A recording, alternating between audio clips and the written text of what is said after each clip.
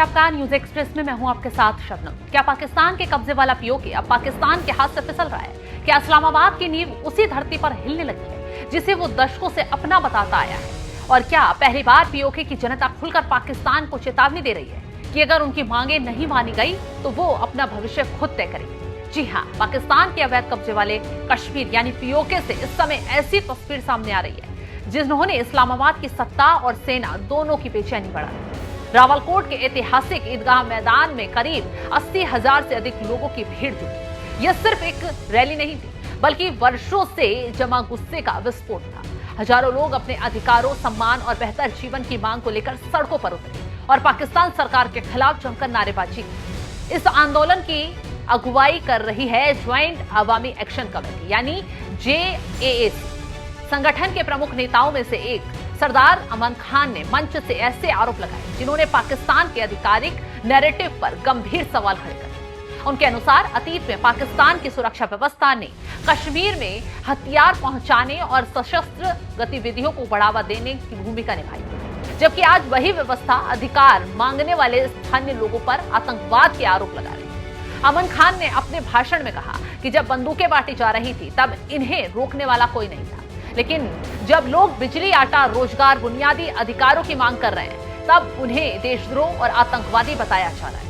उनके इस बयान पर सभा में मौजूद हजारों लोगों ने जोरदार समर्थन जताया। उन्होंने पिछले साल रावलकोट में हुए एक ऐसे कार्यक्रम का भी उल्लेख किया जिसमें कथित तौर पर हथियारों के साथ मार्च निकाला गया। उनका आरोप था कि उस समय प्रशासन ने कार्रवाई करने के बजाय कार्यक्रम को अनुमति और सुरक्षा उपलब्ध कराई, जबकि आज शांतिपूर्ण प्रदर्शन करने वालों पर सख्ती की जा रही है।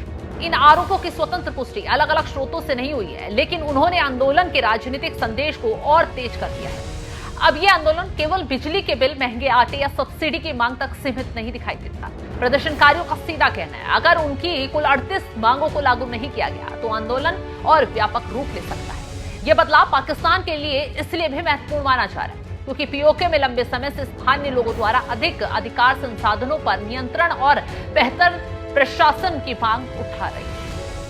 जानकारी देते चलें कि इस सभी में कई वक्ताओं ने कहा है कि फैसले स्थानीय जनता की इच्छा के अनुसार होने चाहिए, न कि इस्लामाबाद के निर्देशों पर। इन बयानों को कई विश्लेषक पाकिस्तान पीओके के संबंधों में बढ़ते तनाव के संकेत के रूप में देख रहे हैं। ये भी ध्यान देने वाली बात है कि हाल के सालों में पीओके में महंगाई, ऊर्जा संकट, बेरोजगारी, प्रशासनिक फैसलों को लेकर कई बार बड़े प्रदर्शन हो चुके हैं। इन मुद्दों पर स्थानीय लोगों का असंतोष नया नहीं है, लेकिन इस बार आंदोलन का पैमाना, भाषा दोनों पहले की तुलना में अधिक तीखे दिखाई दे रहे हैं। पाकिस्तान सरकार के सामने चुनौती केवल कानून व्यवस्था बनाए रखने की नहीं है, बल्कि जनता के उस विश्वास को भी बहाल करने की है जो लगातार कमजोर होता दिखाई दे रहा है। यदि स्थानीय लोगों की आर्थिक और प्रशासनिक शिकायतों का समाधान नहीं होता है तो असंतोष और गहरा सकता है। इस पूरे घटनाक्रम का एक अंतर्राष्ट्रीय पहलू भी है। जम्मू कश्मीर का मुद्दा पहले से ही भारत और पाकिस्तान के बीच विवाद का विषय रहा है।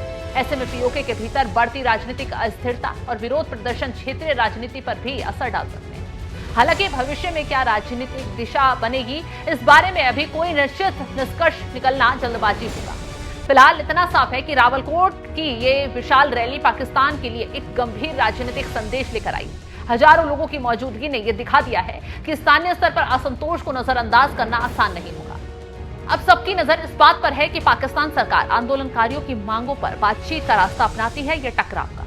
आने वाले दिनों में यह आंदोलन किस दिशा में जाएगा, ये काफी हद तक सरकार की प्रतिक्रिया और स्थानीय नेतृत्व की रणनीति पर निर्भर करेगा।